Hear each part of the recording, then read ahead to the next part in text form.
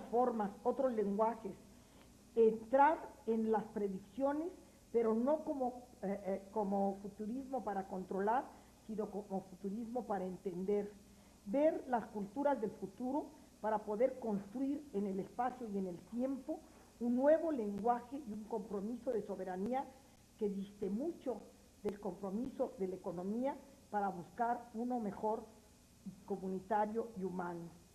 Otro, pensar que a través del poder debe buscarse, del poder y de la información, debe buscarse la justicia y no el control.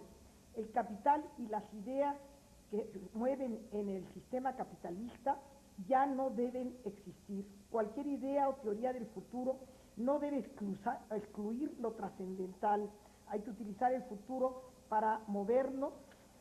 Bueno, es un poco esta frase que muchos manejan, que ya les comentaba yo hace un momento. Lo que hemos logrado, esto lo dijo un economista que dijo: yo soy economista y me apena. Lo que hemos logrado con gran éxito en este último medio siglo es, y lo hemos logrado muy bien, el destruir las culturas a fin de construir economías. Dentro de unos 40 años, y si se analizan los últimos 3 generaciones del siglo XX, habrán podido decir con mucha razón que es un caso increíble de locura colectiva. Economía como forma de comportamiento, dirán que es una economía como forma de comportamiento patológico. Los tratados de libre comercio son la manera de manejar al hombre y controlar al medio ambiente y deteriorarlo. Y luego así, como eso, sigue haciendo menciones de que no debemos convertirnos, de que no podremos salir del subdesarrollo, y que nos han convertido en subdesarrollados con el poder del lenguaje, con el convencimiento de llegar a la globalización. Las ganancias destructoras de la humanidad son las que del medio siglo para acá han acabado con el ambiente, con el hombre y con el nicho ecológico en el que él vive. Se pretende que el desarrollo sustentable sea aquel que permita desarrollar sin crear estas destrucciones. Ahora, si me preguntan cómo, al rato, no les digo cómo, pero sí les digo cuáles son las preocupaciones para alcanzarlo.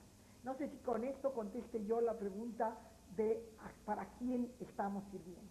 Entonces, se pensó en los últimos 5, por supuesto, desde Ricardo y Adam Smith, se pensó que la riqueza de las naciones era la producción, y que la producción iba a traer como consecuencia mayor consumo, mayor riqueza y mayor producción, y así sucesivamente, y a base de la producción pues íbamos a acabar con todos los recursos naturales.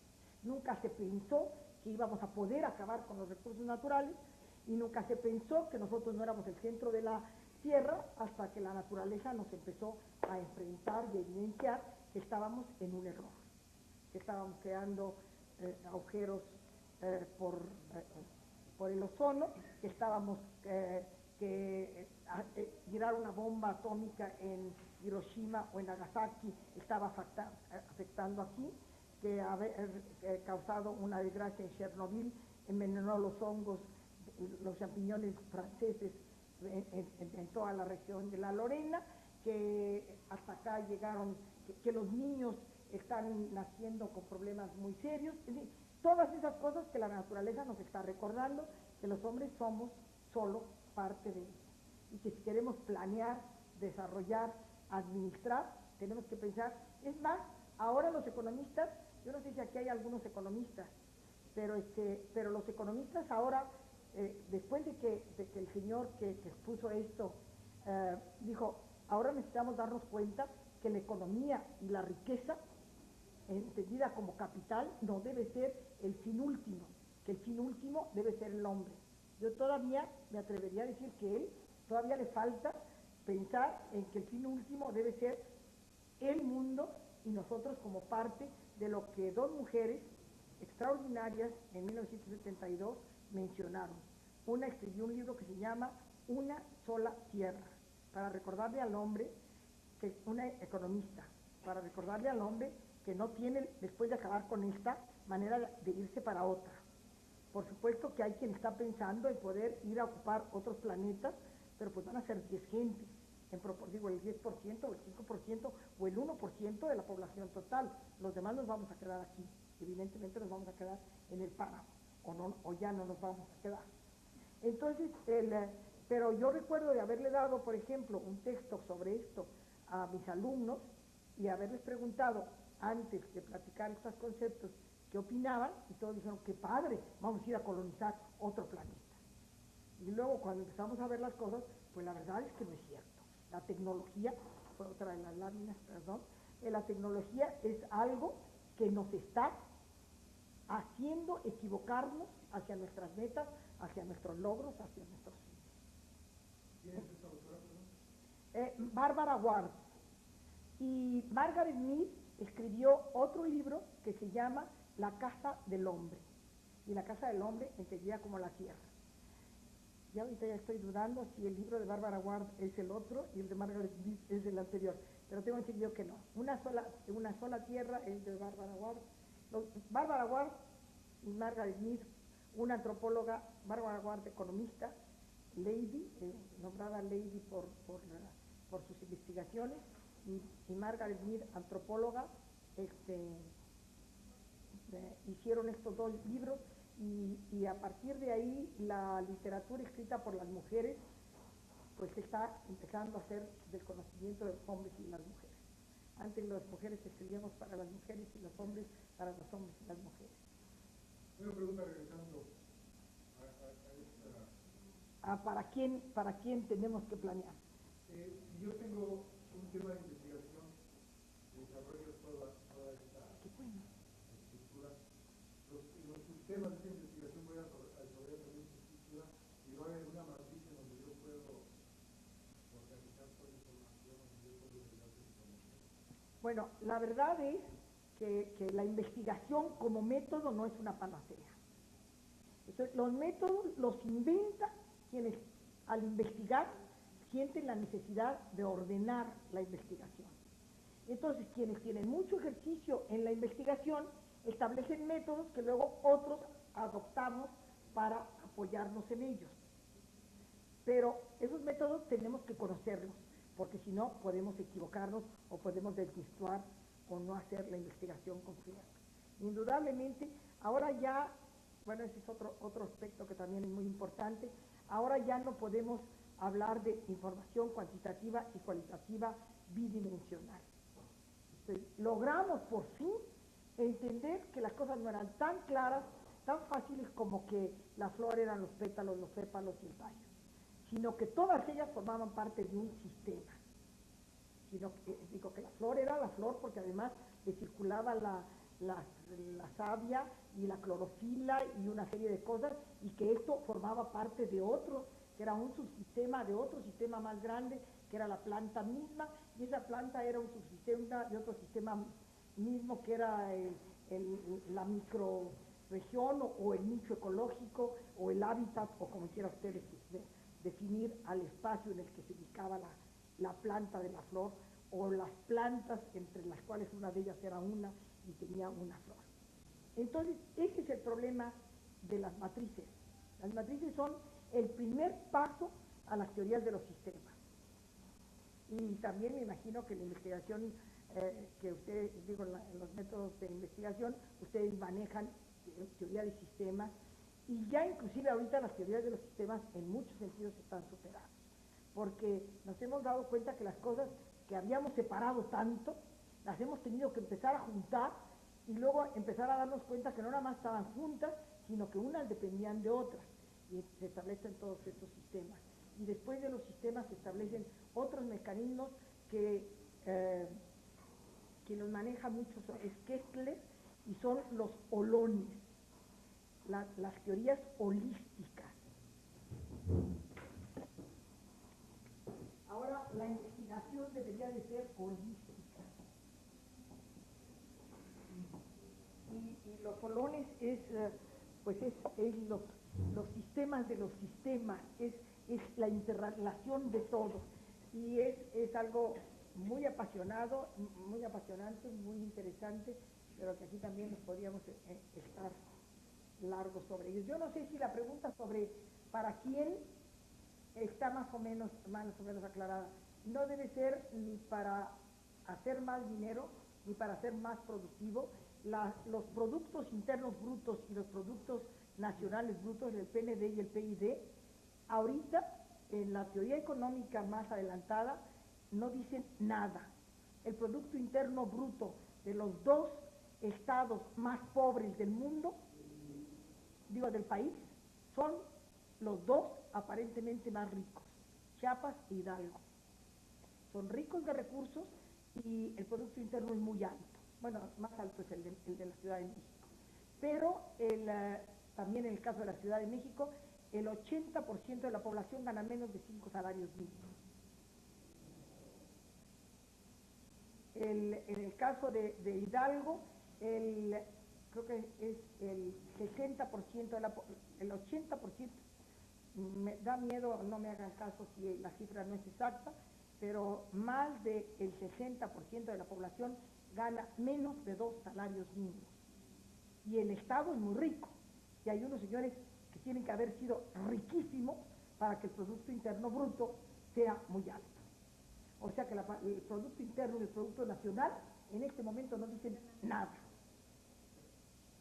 porque se estaba midiendo la economía, el capital. Estábamos planeando y administrando la economía y el capital.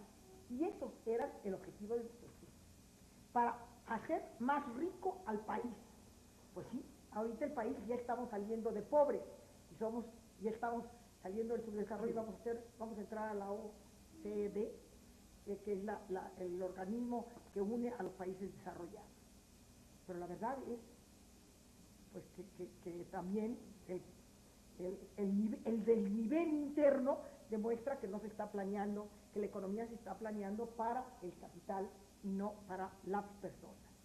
Bueno, ya mejoramos y queremos decir que sea para el hombre, pero si llegamos a un momento en que llegamos a decir que sea para el hábitat en el cual uno de los seres vivos es el hombre, estaremos empezando a planear nuevamente para hacer eso que también nunca se entendió, que era la calidad de vida. Para mejorar la calidad de vida, y con esa frase nos quedábamos tranquilos. Pero cada día la calidad de vida se deteriora más.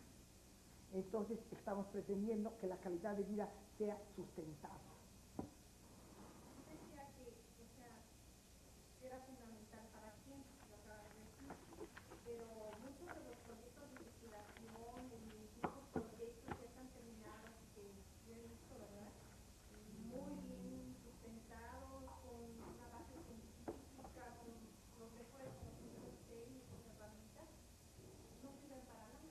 Porque el objetivo y la meta no son, porque lo que, no, está muy bien fundamentado, pero el objetivo y la meta no es la que debería haber sido. O más bien, le salió muy bien y obtuvieron el objetivo que pretendían. Pero con el lenguaje nos hicieron creer a nosotros que era eso lo que también a nosotros nos convenía. No sé si está claro. Es una pregunta a propósito de las teorías de los sistemas. Cuando iniciamos nuestro propedéutico aquí en esta facultad, algún ponente sobre la agricultura habló sobre la teoría del caos. ¿Qué aplicación podría tener en la cuestión de investigación para el desarrollo? Bueno, las teorías del caos van también dirigidas en este sentido. Esto es, son planteamientos que le llaman de la cultura, de la cultura subterránea o de la cultura underground, como quieran llamar, que es la cultura que está demostrando que la cultura que está prevaleciendo es la cultura del caos. Y yo, desgraciadamente, no tengo el dato del autor, que digo que no lo manejo, lo debería manejar, que del autor de la teoría del caos y de los mecanismos de esto, pero es precisamente, pero va en torno a la misma preocupación en este momento prevaleciente. Y esto está muy dirigido a el objetivo de esto.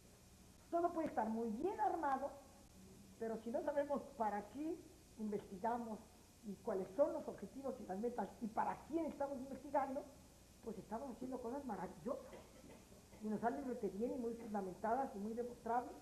Y miren ustedes lo que logramos en menos de 50 años. En menos de 50 años los hombres, ahora sí vamos a llegar más al urbanismo, creo que por allá anda una de urbanismo, dos laminitas, creo que esas sí llegaron aquí. ¿Cuáles faltan? Ah, sí, esta. Pues si quieres mejor pon primero la del urbanismo y luego la de la operatividad. En 1950, bueno, la palabra urbanismo data de principios de siglo. Por aquí hice yo alguna cosa de historia para llegar a este tema que estamos tratando ahorita. El término urbanismo, como muchos de ustedes saben, nació en 1910 y quien lo trató primero fue Paul Scherget en su boletín de la Sociedad Geográfica de Neuchâtel. En el diccionario de la Real Academia, si ustedes lo buscan, antes de la edición de 1956, no encuentran la palabra urbanismo. Y a partir de la definición de urbanismo de la Real Academia es el conjunto de conocimientos que se requieren para el estudio de la creación, desarrollo, reforma y progreso de los poblados en orden de las necesidades de la vida humana. Bendito sea Dios que ahí sí tomaron en consideración al hombre. Quizá debía haber sido en orden de las necesidades del nicho ecológico, y entonces sí hubiéramos pensado del hombre y sus relaciones con los seres vivos, con los otros seres vivos dentro de un ambiente determinado. Tiene su origen, el urbanismo tiene su origen, como todas las disciplinas que estábamos comentando, que si son arte, que si son ciencia, que si son diseño, que si son teoría, que si son técnica, bueno, eso también es motivo de muchas otras pláticas. Pero el origen de haber empezado a hablar del urbanismo es por los problemas planteados por la falta de planeamiento científico. Esta es una deformación, por supuesto, valdría la pena que luego lo comentáramos. La falta de planeamiento de las ciudades durante el siglo XIX, porque esto es, ahorita en nuestro medio estamos hablando de urbanismo con mayor intensidad, porque nuestra revolución industrial llegó a mediados del siglo. Pero en Inglaterra, que llegó a mediados del siglo pasado, a fines del siglo pasado, ya las ciudades tenían lo mismo que tenemos nosotros. Y la pobreza de las ciudades industriales en Inglaterra, pues fue motivo de novelas como las de Charles Dickens y muchas otras, porque era evidente. Lo que pasa es que la diferencia fue que los ingleses primero explotaron a los escoceses y a los galeses y a los irlandeses de cerca. Ya luego, bueno, pues los explotaron menos. Si ustedes van ahorita a Inglaterra, ven como turismo industrial las fábricas desmanteladas y les enseñan las condiciones miserables de vida en las que trabajaban los trabajadores de mediados del siglo pasado. O sea que ya ahorita ya también aquellos ya van de regreso y ya piensan en que la industrialización no es el mecanismo para alcanzar una mejor calidad de vida. Todavía ahorita a nosotros nos están queriendo poner industrias en ciudades hermosísimas que con una industria van a acabar con su calidad de vida. Pero en fin, durante el siglo XIX la falta de planeamiento científico hizo que se pensara en el urbanismo para atender el aumento de densidad y volumen demográfico de las ciudades y las condiciones técnicas de la vida. Esto es la razón de ser del urbanismo. La aplicación de técnicas, y esta es vamos a decir, una necesidad ya ahora con una nueva versión, técnicas ecológicas, económicas, por supuesto que con una nueva visión, sociológicas, ingenieriles, geográficas, sanitarias, étnicas, de género, que hablamos tan poco y que ya se nos fue el tiempo, artísticas, arquitectónicas, etcétera. Y las arquitectónicas yo las puse por el respeto a nuestro gremio, al gremio de muchos de nosotros, pero la verdad que todos los que ya no hacemos arquitectura y estamos haciendo urbanismo, no tenemos derecho a llamarnos arquitectos. Es pintor el que pinta, y si se queda manco, deja de ser pintor. Y le preguntan, ¿tú qué eres? Yo era pintor, ahora soy otra cosa. Bueno, yo era arquitecta, ahora soy urbanista. ¿Por qué? Porque me dedico al estudio para la creación, desarrollo, reforma y progreso de los poblados en orden de las necesidades de la vida urbana. Y esa no puede ser a lo que estudian los arquitectos. Los arquitectos estudian otra cosa, tienen que estudiar mucho, tienen más bien que entender y sentir mucho, y ahora tienen que estudiar porque desgraciadamente los artistas tienen que estudiar cosas que antes intuían y sentían, como el caso de la investigación, que no podíamos intuirlo y ahora desgraciadamente tenemos que entenderlo y estudiarlo. Decíamos, y todo esto, técnicas que son necesarias para la observación e investigación de los procesos de cambio, crecimiento, desarrollo y deterioro de los asentamientos humanos, y para la observación e investigación de los grados de participación del gobierno y la población en estos procesos. No sé si no queda claro algo de la definición o de la sustentabilidad, en este caso, del término y de la disciplina del urbanismo como tal. Ahora sí podemos poner, sin mucha molestia, la otra. Bueno, ¿hay alguna pregunta, perdón, antes de que pasemos?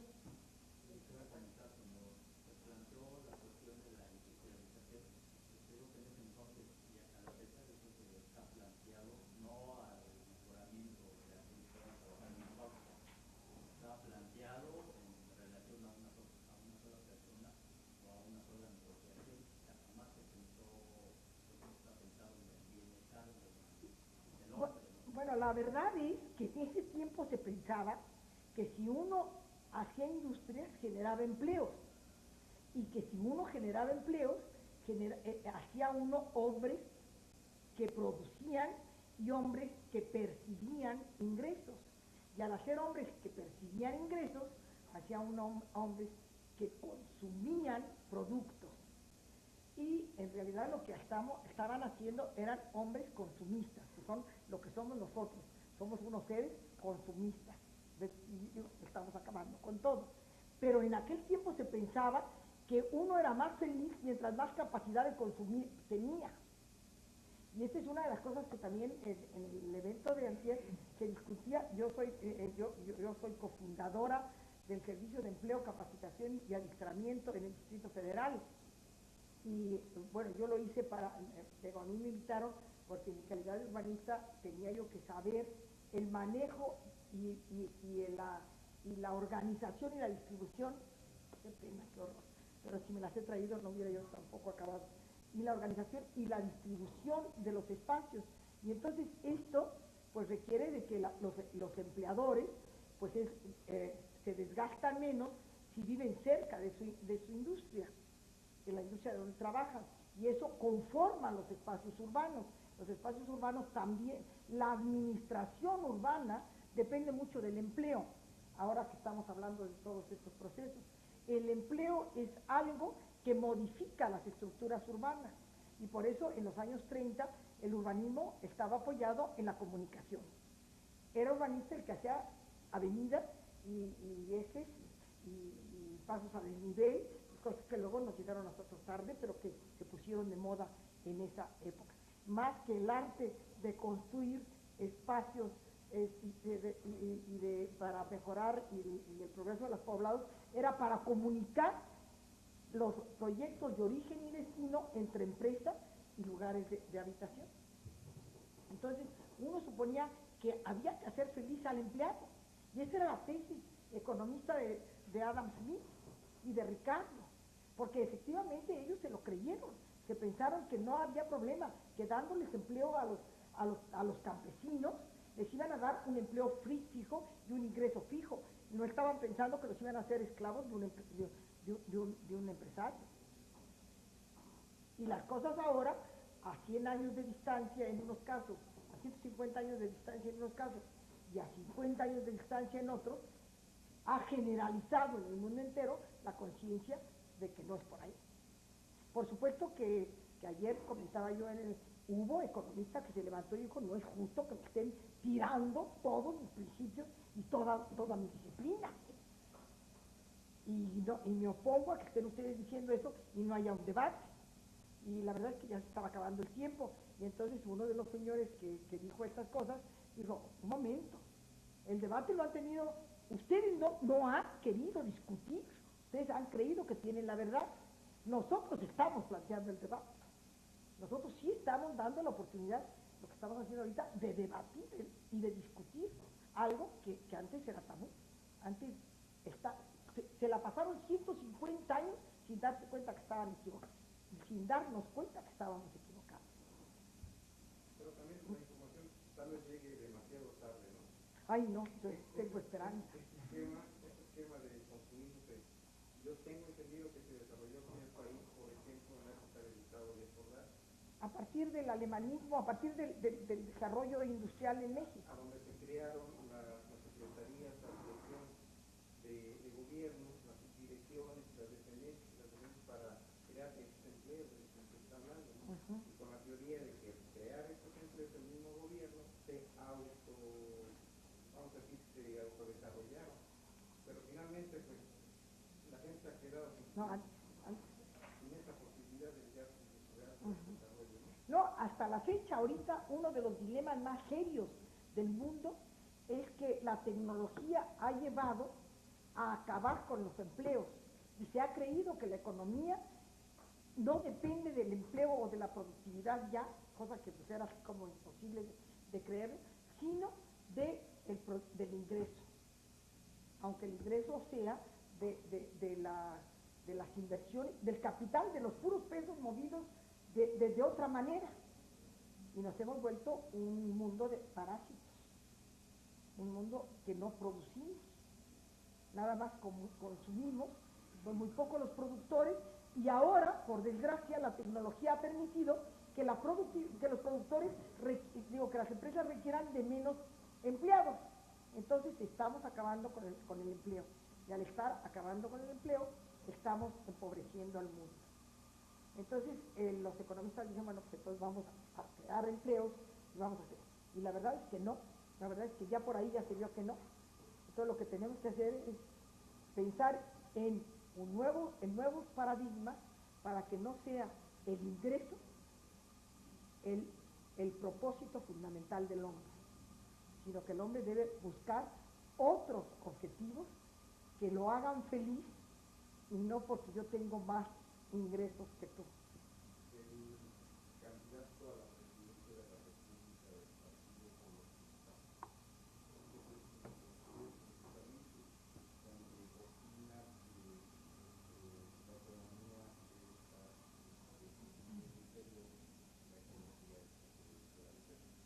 Nada más que ahí el único problema es, digo, ya no vale empezar a hablar ni menos en este momento de partidos porque las cosas se complican mucho, podemos platicar, pero creo que quizá en otros niveles, pero el problema es qué es la ecología y qué es la ecología entendida no como parte dentro de este sistema, sino como una teoría y como una tesis para modificar el sistema.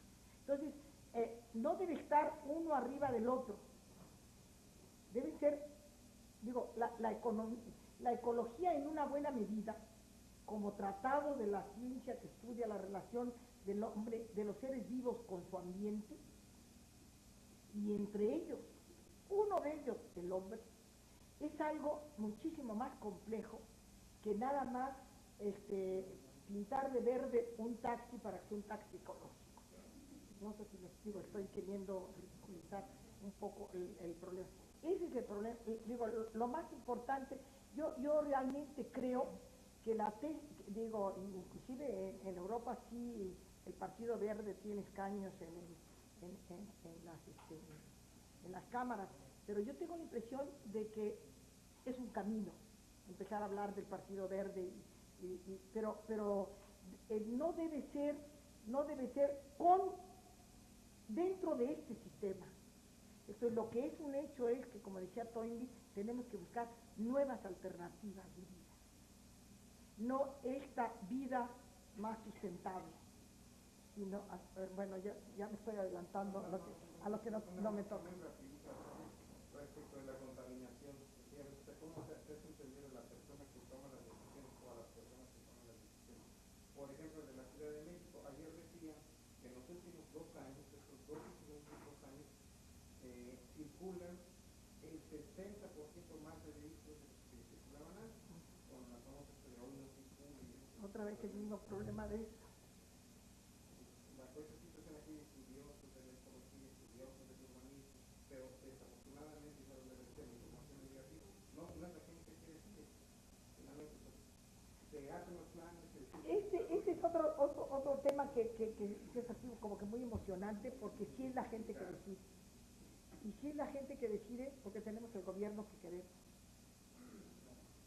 Y en el momento que nosotros cambiemos esa estructura, pues nosotros habremos decidido cambiar esa estructura y tener el gobierno que queremos. Entonces, cuando ha habido cosas, y ahí está el ejemplo de Chiapas, que la gente se cansa de algo y que tiene más esperanza hasta de morir con dignidad que seguir viviendo mal, en ese momento el gobierno tiene que cambiar. Y el discurso de Colosio fue, inclusive de todos los candidatos, tiene que ser diferente antes y después de Chiapas. ¿Por qué? Porque tiene que ofrecer al pueblo otra cosa más que ahora el pueblo está pidiendo.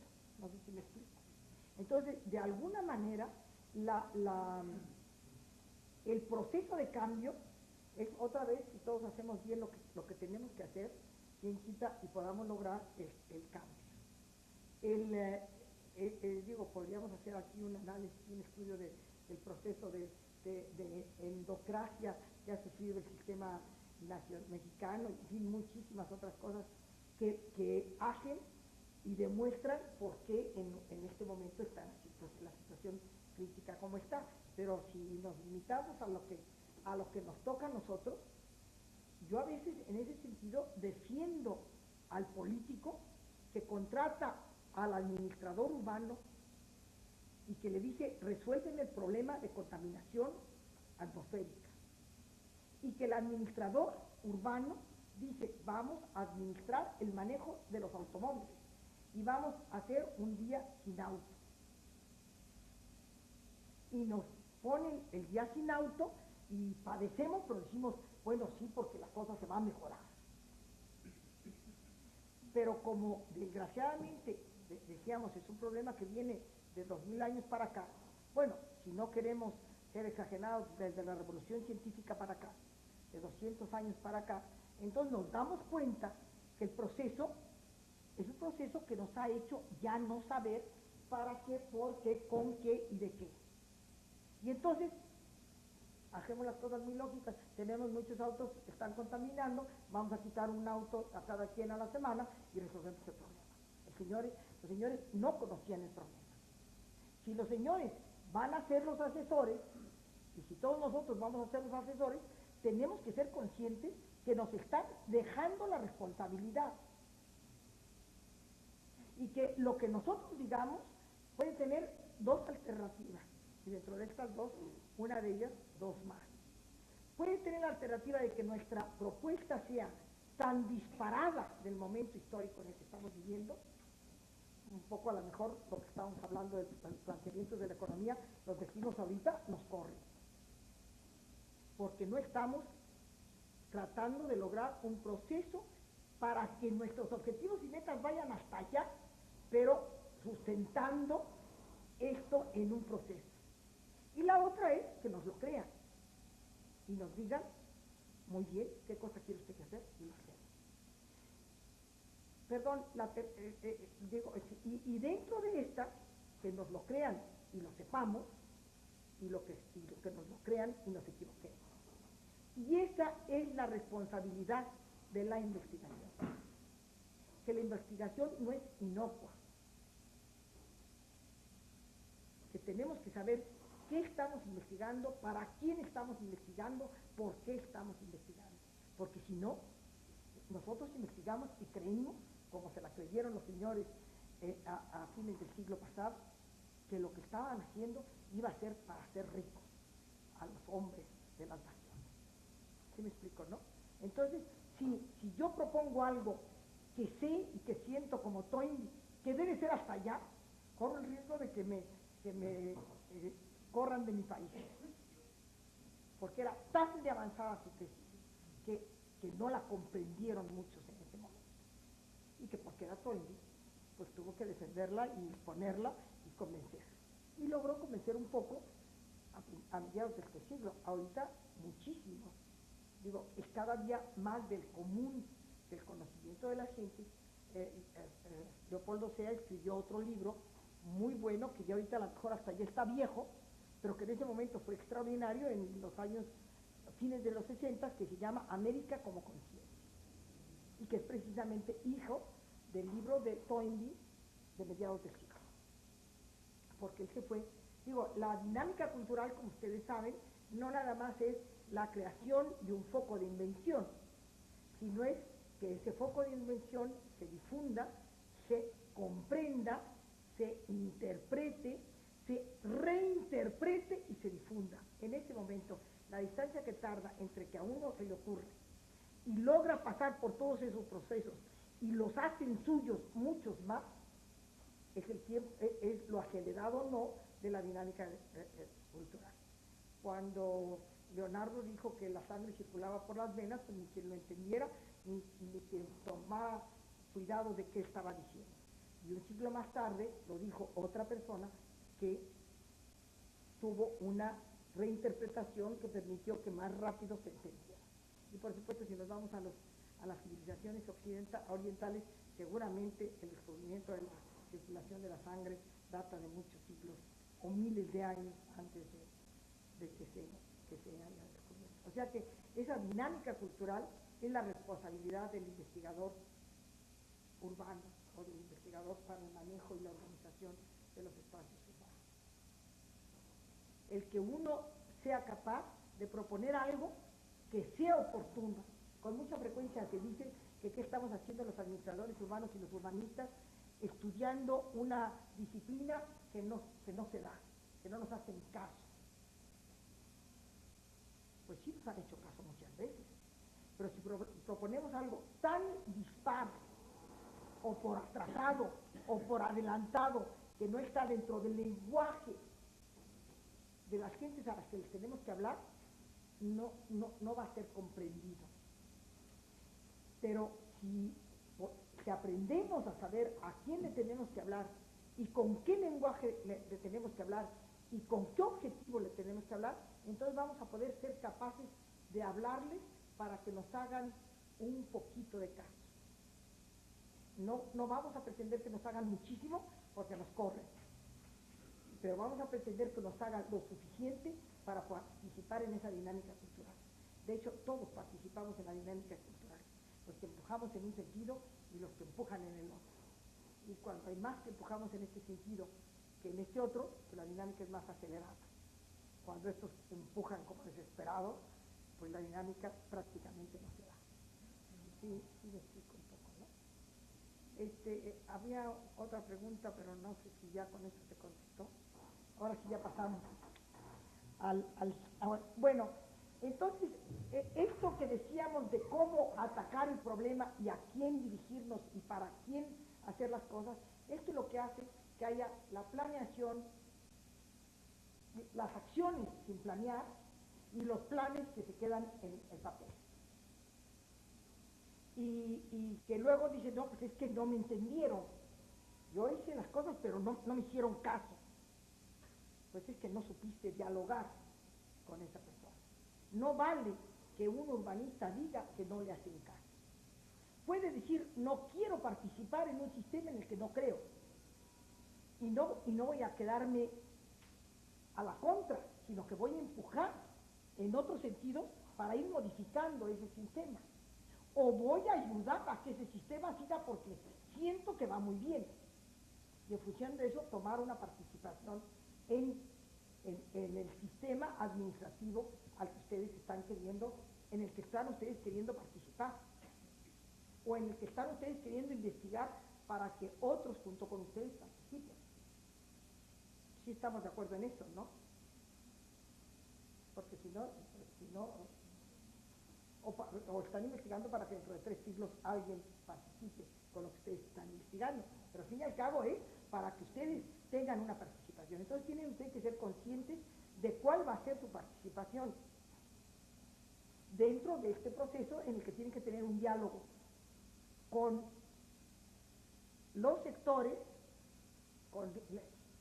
les prometo mandar las otras láminas, con el poder público, con el poder privado y con el otro que también es poder privado y que ahora se ha puesto tan de moda y es tan importante, que es el poder social. Entonces, el poder social en realidad empieza a nacer con la fuerza que tiene ahora desde 76. Naciones Unidas manejaba tres plataformas para que platicaran los gobiernos, que son las conferencias, para que platicaran los investigadores, que eran los simposios, y para que platicaran los organismos no gubernamentales, que eran los foros. Y siempre había estas 3 plataformas que se dan al mismo tiempo, pero la verdad es que los investigadores y los organismos no gubernamentales prácticamente no participaban. Me estaba platicando la arquitecta, ¿sí, arquitecta? La licenciada, que a ella le tocó estar en Vancouver. Ella recordará el peso que tuvimos los organismos no gubernamentales en Vancouver. Fue la primera vez que la Conferencia de Naciones Unidas tuvo que oírnos, porque los que pertenecíamos a grupos y asociaciones no gubernamentales y que habíamos estado estudiando y creíamos en algo, teníamos que decir algo. Y afortunadamente el presidente de la República nos apoyó y pudimos tener una participación, y gracias a los países pobres pudimos, porque generalmente los países pobres no se habían dado cuenta, pero generalmente somos más y tenemos más de qué quejar. Entonces nos quejamos. Y a partir de 76 en Naciones Unidas nace un grupo que se llama el Grupo de los 77, que para mí era un orgullo que México perteneciera a él. Ahorita son no 77, sino 172 países pobres, que se dieron cuenta que eran más que los países ricos. Y entonces en Naciones Unidas los países pobres crearon este grupo y tuvieron una participación decidida a través de los organismos no gubernamentales que apoyaron a sus gobiernos pobres, para que los pobres empezaran a contar en Naciones Unidas y les empezaran a decir a Naciones Unidas que si nos querían separar a los ricos de los pobres, y que si no querían aceptar la diversidad que teníamos los países en el mundo, ahora se aguantaban y oían nuestros problemas de pobres. Y de 76 para acá, bueno, Naciones Unidas decidió retirar el subsidio de los Estados Unidos decidió retirar el subsidio de los Estados Unidos, porque pues ya el diálogo estaba empezando a ser no como el que se pensaba. Y esto ha traído como consecuencia también, y ahora voy a acabar, estoy esperando que ojalá, ha traído como consecuencia que en Naciones Unidas se hable del desarrollo sustentable. Entonces, en esa época nace una tercera fuerza, porque antes se hablaba del sector privado y el sector público, y nace dentro del sector privado el sector no de organismos que tienen poder por número. Las ciudades son reflejo de los grupos poderosos del mundo. La arquitectura también es reflejo de los grupos poderosos, con la diferencia que antes los grupos poderosos eran el poder político, el poder eclesiástico y el poder militar, y después de la Edad Media el poder del comercio y de los empresarios, el poder privado. Y yo diría que después del 76, la verdad que no, después de mediados de fines del siglo pasado, el poder de los muchos. Ese poder no había contado, y no contaba porque además los pobres estaban inmersos en las estructuras de los ricos. Si ustedes ven la historia de las ciudades, que son el reflejo de lo que han sido las sociedades, ustedes ven cómo en un palacio, en un edificio o en un conjunto de viviendas vivían, en el caso del palacio, desde el rey hasta el último de sus colaboradores, incluyendo los colaboradores que eran los artistas, y que si ustedes quieran eran los empleados, o si quieren eran los amigos, o si quieren la palabra empleado no existía como tal. Pero después de que el poder, después de que la revolución industrial saca de la estructura normal a los obreros, margina a los obreros, segrega a los obreros, en ese momento los obreros empiezan a constituirse en un poder. Y además en un poder que les han dicho que tienen posibilidad de movilidad social. Antes nacía uno aristócrata y se moría aristócrata, y nacía uno militar y se moría de la familia de los militares, o de la yo cuando digo de la familia de los curas digo, bueno, no eran los hijos de los curas, pero en fin, dentro de la estructura, la única manera de cambiar de clase social era irse o al ejército o a la ley. Después ya se pudo mover del comercio a la aristocracia, porque fue la manera como cuando la aristocracia empezó a perder poder, el comercio empezó a comprar a la aristocracia. Digo, el poder económico comercial empezó a comprar los títulos nobiliarios. La siguiente manera de comprar los títulos pues fue teniendo los títulos universitarios, que era otra manera de tener el proceso de cambio de clase social. Después vienen los obreros, y los obreros crean un nuevo poder, pero que es un poder que no es por individuo, sino es un poder por grupo. Ustedes pueden hacerle una casa a un gobernante, pueden hacer una iglesia, pueden hacer un mercado, pueden hacer, perdón, ya el mercado ya metí la pata, pueden hacer una casa o una residencia para un rico. Pero no pueden hacer una casa para un pobre como arquitectos. Tienen que hacer un conjunto habitacional. Los arquitectos no son contratados por el señor marginado de la zona fulanita de tal, oigan, vengan a hacer mi casa. No, el conjunto es el que está pidiendo una organización urbana, un diseño urbano. ¿Sí me explico? Entonces, este nuevo poder es el que también, así como entró la iglesia al poder político y como entró el comercio al poder político, en este momento el poder de número está entrando al gobierno. Y eso se llama la democracia. Democracia que no se parece en nada a la democracia de los griegos. Porque los griegos, acuérdense ustedes que eran ciudadanos, todos menos las mujeres, los perros y los esclavos. ¿Mande? El comunismo y el socialismo, exacto, es un recurso que plantea Marx como alternativa, como salida a algo que ya se estaba viendo desde fines del siglo pasado, que era la explotación del hombre por el hombre de una manera masiva.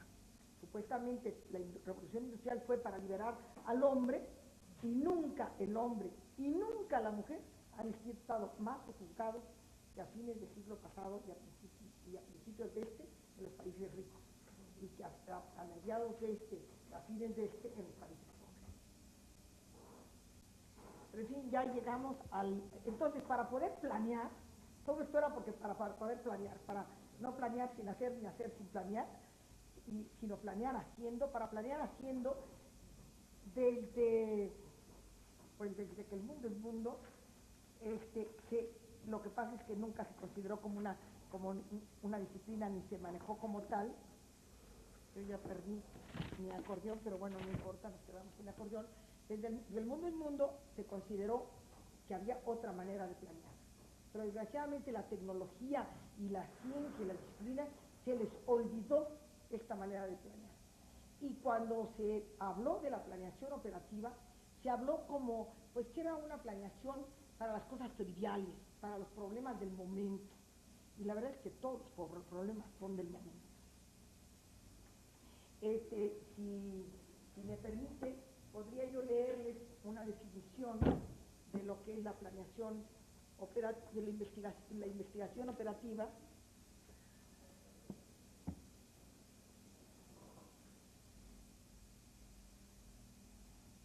La investigación operativa, pues sí, estaba aquí, que la investigación operativa es una ciencia de la decisión. Es la posibilidad de tomar decisiones pronto. Es una ciencia de la decisión y es una ciencia para las organizaciones humanas complejas, y el caso es que ahorita las ciudades son organizaciones humanas complejas, en las que hay que tener en cuenta numerosos y diversos elementos. Es una acepción común la investigación operativa como la aplicación del espíritu científico a los problemas de gestión. Lejos de ser una ciencia o una técnica etérea, se aplica, por el contrario, a la realidad, a los problemas triviales, a los problemas que se encuentran a diario en la vida industrial, comercial, financiera, etc. Lo que es una pena es que no le pongan también aquí la vida urbana. Pero si ustedes se dan cuenta, la comercial, la financiera, la industrial son parte de la vida urbana.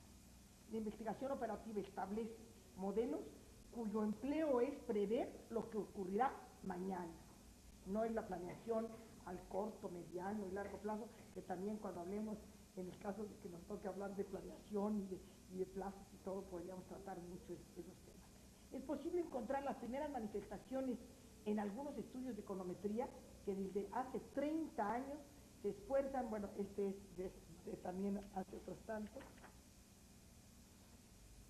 este es de hace 10 años, que desde hace 20 años, desde hace 30 años se esfuerzan mediante la creación de modelos en analizar los fenómenos económicos, yo diría económicos y sociales, dentro de un marco estrictamente definido, haciendo un llamado a la estadística y a las matemáticas para dedicarlo a la ciencia de la acción. Entonces, tenemos que planear haciendo. Ya no podemos seguir planeando para dentro de mucho. Entonces ya todo se ha vuelto urgente, ya todo se ha vuelto necesario. La planeación operativa nació, entendida ya como disciplina,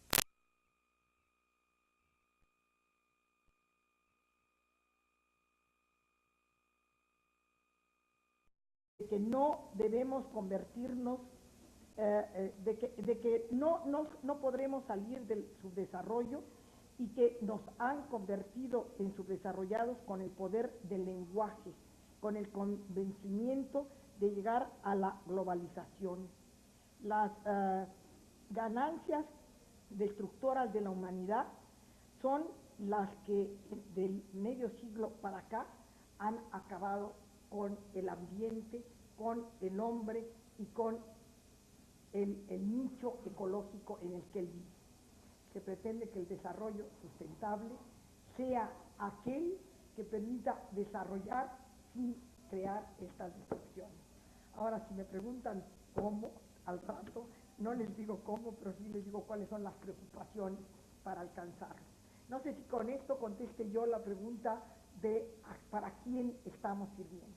Entonces, se pensó en los últimos 5, por supuesto, de todas esas cosas que la naturaleza nos está recordando, que los hombres somos solo parte de ella. Y que si queremos planear, desarrollar, administrar, tenemos que pensar. Es más, ahora los economistas, yo no sé si aquí hay algunos economistas, pero los economistas ahora, después de que el señor que expuso esto dijo, ahora necesitamos darnos cuenta que la economía y la riqueza, entendida como capital, no debe ser el fin último, que el fin último debe ser el hombre. Yo todavía me atrevería a decir que él todavía le falta pensar en que el fin último debe ser el mundo y nosotros como parte de lo que dos mujeres extraordinarias en 1972 mencionaron. Una escribió un libro que se llama Una sola tierra, para recordarle al hombre, que una economista, para recordarle al hombre que no tiene, después de acabar con esta, manera de irse para otra. Por supuesto, en un momento. Lo que hemos logrado, esto lo dijo un economista, que dijo, yo soy economista y me apena. Lo que hemos logrado con gran éxito en este último medio siglo es, y lo hemos logrado muy bien, el destruir las culturas a fin de construir economías. Dentro de unos 40 años, y si se analizan los últimos 3 generaciones del siglo XX, habrán podido decir con mucha razón que es un caso increíble de locura colectiva. Economía como forma de comportamiento, dirán que es una economía como forma de comportamiento patológico. Los tratados de libre comercio son la manera de manejar al hombre y controlar al medio ambiente y deteriorarlo. Y luego así, como eso, sigue haciendo menciones de otras formas, otros lenguajes, entrar en las predicciones, pero no como futurismo para controlar, sino como futurismo para entender, ver las culturas del futuro para poder construir en el espacio y en el tiempo un nuevo lenguaje y un compromiso de soberanía que diste mucho del compromiso de la economía para buscar uno mejor comunitario y humano. Otro, pensar que a través del poder debe buscarse, del poder y de la información, debe buscarse la justicia y no el control. El capital y las ideas que mueven en el sistema capitalista ya no deben existir. Cualquier idea o teoría del futuro no debe excluir lo trascendental. Hay que utilizar el futuro para movernos. Bueno, es un poco es esta frase que muchos manejan, que ya les comentaba yo. Ricardo Adam Smith se pensó que la riqueza de las naciones era la producción y que la producción iba a traer como consecuencia mayor consumo, mayor riqueza y mayor producción, y así sucesivamente, y a base de la producción pues íbamos a acabar con todos los recursos naturales. Nunca se pensó que íbamos a poder acabar con los recursos naturales, y nunca se pensó que nosotros no éramos el centro de la tierra, hasta que la naturaleza nos empezó a enfrentar y a evidenciar que estábamos en un error, que estábamos creando agujeros por el ozono, que estábamos tirar una bomba atómica en Hiroshima o en Nagasaki estaba afectando aquí, que haber causado una desgracia en Chernobyl envenenó los hongos, los champiñones franceses en toda la región de la Lorena, que hasta acá llegaron, que los niños están naciendo con problemas muy serios.